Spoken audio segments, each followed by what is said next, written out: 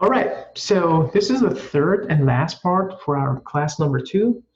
Now that we know what is the definition of econometrics, what are different types of data sets, what are we focusing on this class, let's conclude this class, which is, chapter two, by going over one of the examples in the textbook. For those of you guys who are interested, you can read more examples. There are very good examples in chapter two. I recommend you to reading that, but it's not mandatory. It's again, if you're interested. So let's review one of them. Imagine if you want to model, we want to look at the model of job training and worker productivity. Okay, basically, the question that we have in mind is that what is the effect of additional training on worker productivity? Okay, so imagine you have that question in mind. And by the way, if I ask you something like that, and you might say that, okay, is there a theory out there that connect the job training hours and worker productivity? The answer is absolutely no. So we are going to say, okay, there's no theory there, but I believe that there should be a relationship. And so let's see how we can come up with the econometric model, use the data, and then test that relationship. Does that make sense? So I just reviewed the steps of econometric model, right? So formal economic theory not really needed to drive this equation. We know that wage should be a function of some of these things, and it all makes sense, right? Let's say wage is hourly wage. We're focusing on hourly wage. We know that it's a function of education, it's a function of experience, it's a function of training. You might say that, okay, it's a function of lots of other things. Yes, it's a function of gender. This is very important.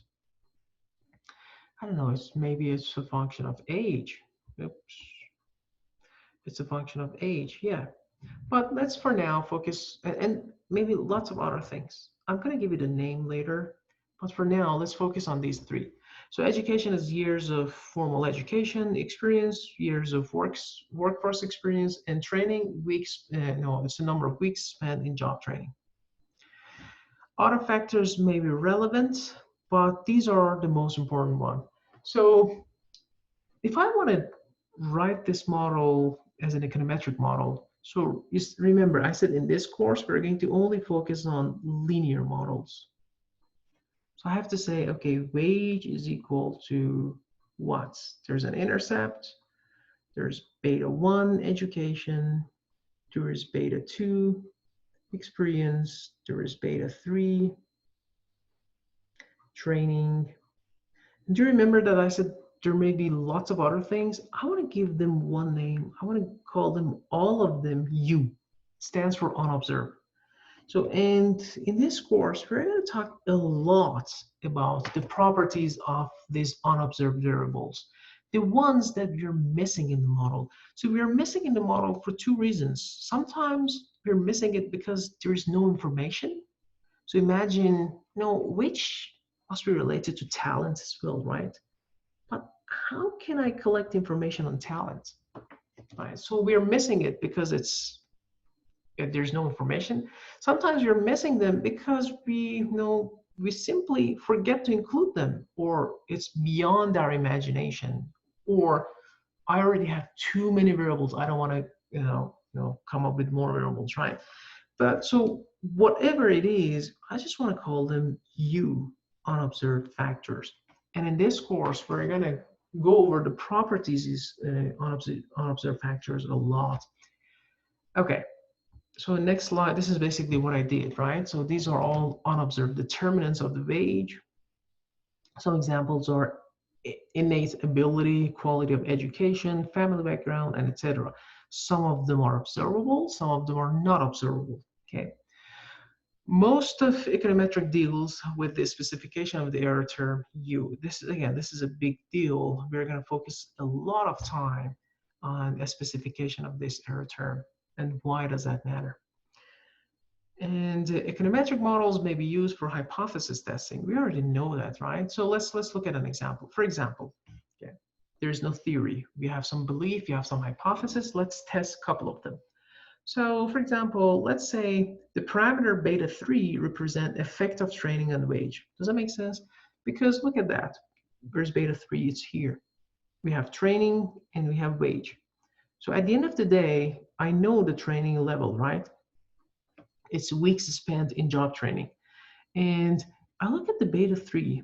Is beta 3 positive? Is beta 3 negative? Is beta 3 zero? Is it different than zero? Does that make sense? So I'm just testing my hypothesis. What was my hypothesis? My hypothesis maybe was, yeah, the more number of weeks spent on job training, the higher the weight should be, right? This is what I think. Then I'm going to use hypothesis test to test if beta 3 is really beta hat 3 is greater than 0 or not, if it is positive or not, right? This is one example. Again, we are going to spend on this thing one whole week. So don't expect to understand it here. And basically what we covered in this chapter is the whole big picture of the course, right? So at the end of the day, it will take us almost 3 months to answer all these questions. But for now, you should know what are we going to learn in the course. Another example, how large is the effect? What is this number? Is it, again, different than zero? So these are interesting ones that we can talk about. The magnitude of beta 3, we can talk about the sign of the beta 3, and etc. Basically, if you want to see if the training was effective or not. All right. Okay, so now let me talk about one very important last term, and then we will conclude the session. And that's causality and the notion of ceteris paribus. So ceteris paribus means holding everything else constant. So let's first talk about the definition of causality and see what are we doing in this course. So the definition of causality, we say, let's say, what is the definition of causal effect of X on Y?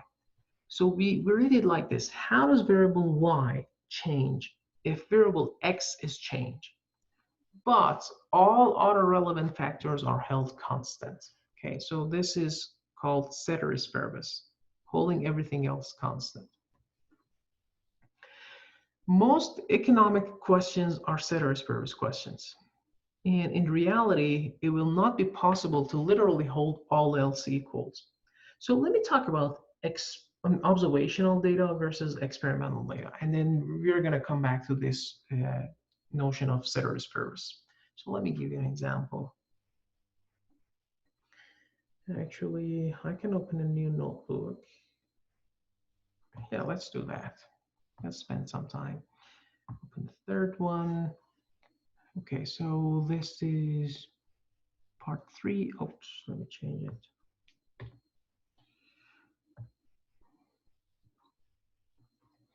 Experimental versus observational data. Okay, observational versus experimental data. So what is this? The experimental data is also called laboratory data. So the data that we collect in lab, right? Observational data is basically all the data sets that you're dealing with, all the data sets it's not controlled, it's not done in the laboratory. Unemployment data, your GPA, anything, most of the data set that you're going to deal with in this course is observational data. So not controlled, not in the lab. Now let me tell you the difference between the two. So let's look at some examples. Imagine you want to see if a fertilizer is effective on a soil or not, on the productivity of the soil. Okay, so you want to say that, okay, productivity of the soil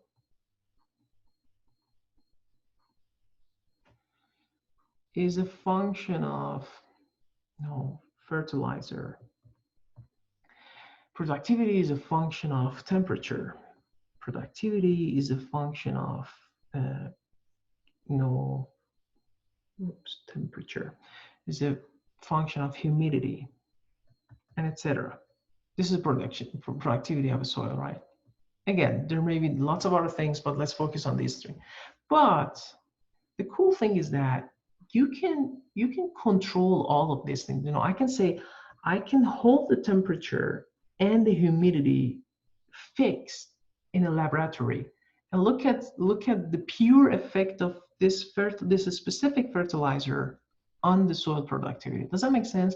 So it means that I can hold all these variables constant. So if I want to see what is the effect of fertilizer on productivity, I can hold everything else constant. Here's what is everything else here? It's temperature, humidity, and you name it. Humidity, and etc. Right? So this is what we call notion of ceteris paribus. Ceteris paribus. Well, let me just write CP ceteris paribus. So whenever you're dealing with experimental data or laboratory data, you can hold everything else constant, ceteris paribus. But in real world, we don't have that luxury. So in real world, the data sets that you're working with, we cannot hold everything else constant. So let's look at that. I have wage. I want to regress wage. Oh, sorry, I shouldn't say regress. We haven't talked about regression yet. So let's say wage is a function of education, function of age, experience, and etc. There is no way that you can fix the experience or age and then look at the education. We know that they're related with each other, right? So this is called observational data. And the notion of ceteris paribus, we have to do it some other way. So econometric allows us to apply this notion of ceteris paribus in the data which is not collected in the lab. We cannot directly control them. Okay. So in next class, when we talk about our basically first simple model, simple regression model, these things are going to in the multiple regression model, these things are going to make a lot more sense. But for now, I want you to be aware what is observational data versus experimental data, and then what is the definition of ceteris paribus. Basically means holding everything else constant, and how we can make sure that our analysis is a ceteris paribus analysis. And econometrics is going to allow us to do that, to address the ceteris paribus question. So basically, econometrics will, bear with me for this session. You're going to see it in next classes, but eventually it will allow us to come up with something like this, even though we cannot fix it, but we can somehow imagine experience and age is fixed and look at the effect of education, pure effect of education on wage. So that's what we're going to do, even though the data is not experimental, it's observational. All right, so the last thing, which is the most fun part, is correlation versus causation. And guys, I want you to remember, correlation does not mean causation. So correlation is different than causation. So we have to be very careful of that. And I'll give you a bunch of examples, and it will usually these examples are super funny, but let's look at them. So regression results cannot prove causality. This is very important. Whatever we learn in this course, it's regression analysis, right? At the end of the day, we cannot prove 100% that variable X is making this effect on variable Y. You cannot prove that. The best you can say is that variable X is affecting variable Y, but it's correlation. It's not necessarily causation. We are going to make some assumptions in the course down the road that we hope that we go from this correlation closer and closer and closer to causation. But we can never be sure that our model is telling us variable X is causing variable Y. We can never be sure that, here's my wage thing. We can never say 100%, education is causing, higher or lower education is causing wage to go higher or lower. We know that they are correlated with each other, but if I know under some specific assumptions, we tell that statement with more certainty, okay, with let's say 95% probability that this number is this, and etc. Again, this is a very big picture. We're going to review all these things in the classes, in the following classes. Okay, but now let's talk about the direction of the correlation. So for example, if variable y and x are correlated statistically, then y might cause x might cause y, and sometimes some third factor might cause both of them. So let me give you an example. Imagine, let's say, imagine our x, let's see, let me write it here. Let's say x is the crime rate, and y is our number of police force. So say number of police force.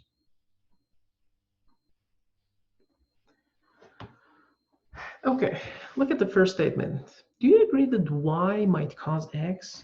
The number of police force might cause the crime rate? Absolutely, right? The higher the number of police force, at least you think the higher the number of police force, the lower the crime rate. Okay, but what about x might cause y? What about if the crime rate, do you agree that if the crime rate is super high, what will happen to the number of police force? The number of police force is going to increase, right? That's the reaction of the state. So yeah, we can say x cause y, y cause x. But look at that. Maybe there is this third factor out there which is causing both of them. So in this example, the third factor can be a state budget, right?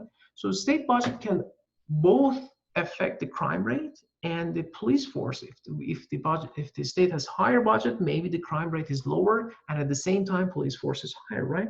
So this is a big deal. So what I'm trying to say here is that whatever we talked here, we said that, okay, for instance, the wage is related to education, experience.